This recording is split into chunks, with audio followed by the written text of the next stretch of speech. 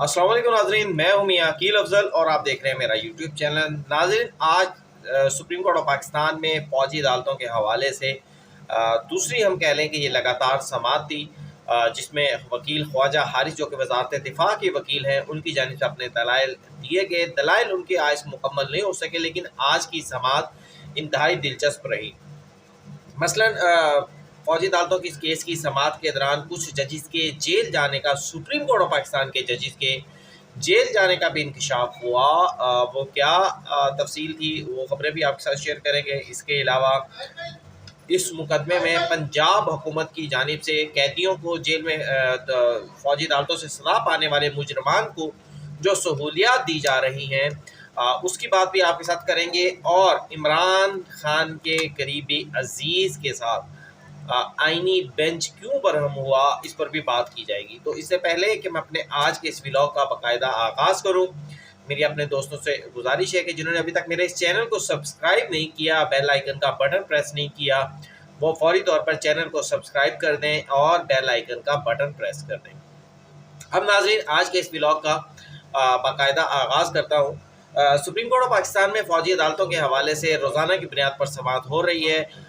कोशिश आईनी बेंच की यही है कि इस मुकदमे को इस रवां हफ्ते में मुकम्मल करते हुए जुम्मे तक इसका फैसला सुना दिया जाए। कल भी वज़ारत दिफ़ा के वकील ख्वाजा हारिस ने अपने दलाइल दिए थे, आज भी वज़ारत दिफ़ा के वकील ख्वाजा हारिस ने अपने दलाइल जारी रखे। आज उनका अपने दलाइल में एक तो उन्होंने सुप्रीम कोर्ट ऑफ पाकिस्तान का जो ओरिजिनल फैसला था जस्टिस इजाज़ुल हसन की सरबराही में जो सुनाया गया था, उस फैसले के कुछ मंदरजात पढ़े। फिर उसके बाद वकील ख्वाजा हारिस ने मौक़िफ़ ये बनाया कि फ़ौजी अदालतों में के हवाले से FB अली केस में तय पाया था कि फ़ौजी के सिविलियन का फ़ौजी अदालतों में ट्रायल हो सकता है। फिर उसके बाद जस्टिस वकील ख्वाजा हारिस ने कहा कि अक्सरियती फ़ैसले में आर्टिकल 8 के सब आर्टिकल 5 और 3 की गलत तशरीह की गई। ये वही आर्टिकल है जिसका मैंने कल भी कहा था कि इसकी हवाले से आईनी बेंच के भी कुछ जज साहिबान हमें इस बात पर जो है वो मुतफिक नज़र आए कि बेंच ने गलत तशरीह की है। फिर इस पर जस्टिस जमाल खान मंदोखेल ने कहा कि देखते हैं कि आप ये जो गलत तशरीह वाली बात करते हैं, हम इससे इत्तफाक करते हैं या नहीं करते। जस्टिस जमाल खान मंदोखेल ने कहा कि लेकिन एक बात बड़ी वाज़ेह है कि 9 मई वाले मुलजिमान का ताल्लुक आर्म्ड फोर्सेस से नहीं था। जस्टिस मुसर्रत हलाली ने ऑब्जर्वेशन दी और उन्होंने कहा कि सवाल ये है कि मिलिट्री कोर्ट्स के जो मुलजिमान हैं उनका ट्रायल APS जैसे मुजरमान के हवाले से तो ठीक था, लेकिन क्या तमाम सिविलियन के साथ वही बर्ताव रखा जा सकता है जैसा कि APS के मुजरमान के साथ रखा गया। फिर इसके बाद मज़ीद जो है जस्टिस जमाल खान मंदोखेल ने कहा कि रोज़ाना हमारे जवान शहीद हो रहे हैं, हमें हमारे शोहदा का एहसास है कि क्या महज सोच की बुनियाद पर अगर कोई शख्स सोचता है फ़ौज पर हमला करने का या कुछ करता है तो क्या उसके खिलाफ भी फ़ौजी अदालतों में मुकदमा चलेगा। फिर जस्टिस नईम अख्तर अफ़गान ने वकील ख्वाजा हारिस से कहा कि आपने सुप्रीम कोर्ट ऑफ पाकिस्तान के लगता जो ओरिजिनली फैसला है उसको पढ़ा नहीं है। उन्होंने कहा कि बुनियादी तौर पर सुप्रीम कोर्ट ऑफ पाकिस्तान ने 3 सवाल जो है वो अपने फैसले में उठाए हैं और इन तीनों सवालों का जवाब उन्होंने आगे जाकर दिया है। फिर उन्होंने ये भी कहा कि वो जो चौकी पर कल जस्टिस जमाल खान मंदोखेल ने और जस्टिस मुसर्रत हलाली ने सवाल उठाया था कि अगर कोई शख्स एक ऐसी सिक्योरिटी चेक पोस्ट पर हमला करता है या वहाँ घुसने की कोशिश करता है जहाँ पर फ़ौजी तैनात हैं, तो क्या उसका मुकदमा सिविल अदालत में चलेगा या उसका आम फ़ौजी अदालत में चलेगा। तो इसका जवाब उन्होंने कहा कि अगर आप ऑफिशियल सीक्रेट एक्ट जो है उसमें कुछ तरामीम की गई हैं, उसमें इन तमाम चीज़ों का जवाब दिया गया है। तो वकील साहब, आप इन तमाम चीज़ों को भी देख लें, ये जस्टिस नईम अख्तर अफ़गान ने कहा। फिर उन्होंने कहा कि जनाब जस्टिस नईम अख्तर अफ़गान ने कहा कि फैसले में आर्मी एक्ट की कुछ दफ़ात को कलअदम भी किया गया है।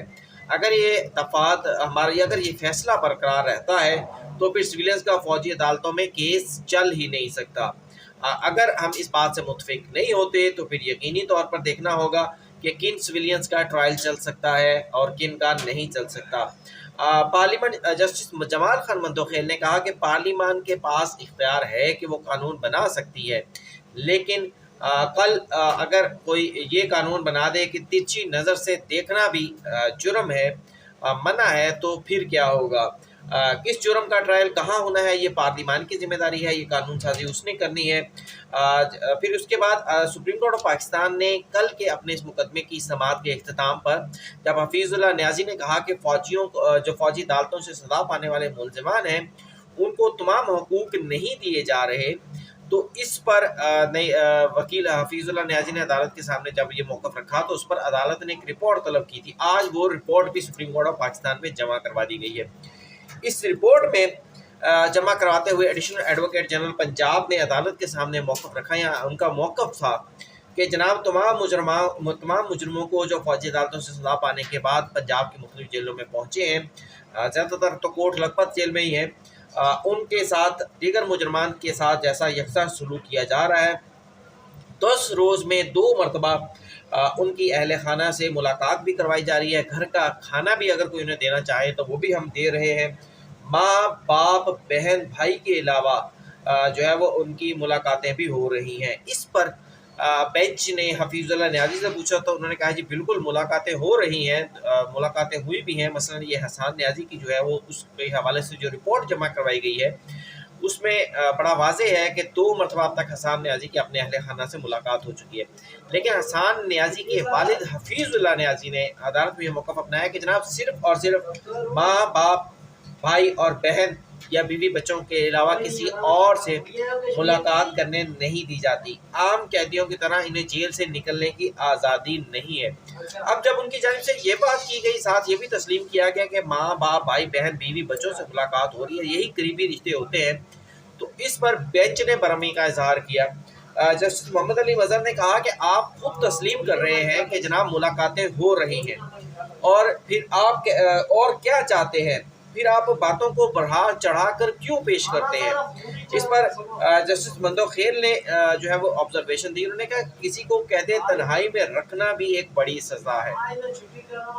कैदियों के साथ जस्टिस अमीनुद्दीन खान ने ऑब्जर्वेशन दी। उन्होंने कहा जी कैदियों को बाहर निकलने दिया जा रहा है या नहीं निकलने दिया जा रहा, इस हवाले से report supreme court of Pakistan में जमा करवाएं।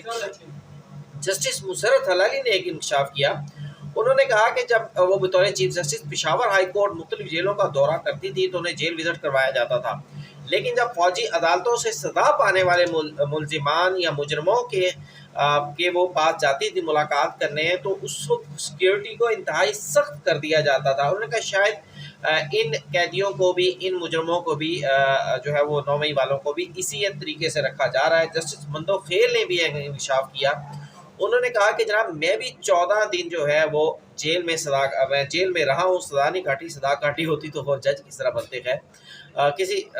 उन्होंने कहा मैंने भी 14 दिन जेल में रहा हूँ और सुबह की नमाज के बाद कैदियों को छोड़ दिया जाता था और कुछ कैदी तो खेल वगैरह भी खेलते थे और फिर शाम को जब मगरिब होती थी तो उन्हें बंद कर दिया जाता था। इस पर जस्टिस मोहम्मद अली मज़हर ने अज़राए मजाक जो है उन्होंने कहा कि शायद ये स्पेशल सहूलत आपके लिए दी होगी। बहरहाल एडिशनल एडवोकेट जो है उन्होंने भी एक इंकशाफ किया। उन्होंने कहा कि जनाब मैं और सुप्रीम कोर्ट ऑफ पाकिस्तान के एक और जज हैं जस्टिस शाहिद बिलाल, उन्होंने कहा जी हम दोनों भी जेल में इकट्ठे रहे हैं। अब दूसरी जानिब पंजाब हुकूमत की जानिब से जो report supreme court of Pakistan में जमा करवाई गई थी वो रिपोर्ट भी हमारे हाथों लगी है। उस रिपोर्ट में कहा गया है कि जनाब 27 से 28 मुलजमान कुल जो थे वो जेलों में आए थे, 27 जो है वो अभी तक हैं। जेल रूल्स के मुताबिक तमाम मुलजमान को सहूलियात दी जा रही हैं। मेडिकल ऑफिसर से उनका मुआयना भी करवाया गया है। 3 मरतबा दिन में उन्हें गर्म खाना भी दिया जा रहा है, बिस्तर कंबल, और उन्हें जो है वो अहल खाना से मुलाकात करने की इजाज़त भी है। अहल खाना चाहे तो फल खाना और दीगर अशिया ला सकते हैं। ऑफिशियल सीक्रेट एक्ट की दफ़ा 3 के तहत इन मुजरमान को सजाएँ सुनाई गई है।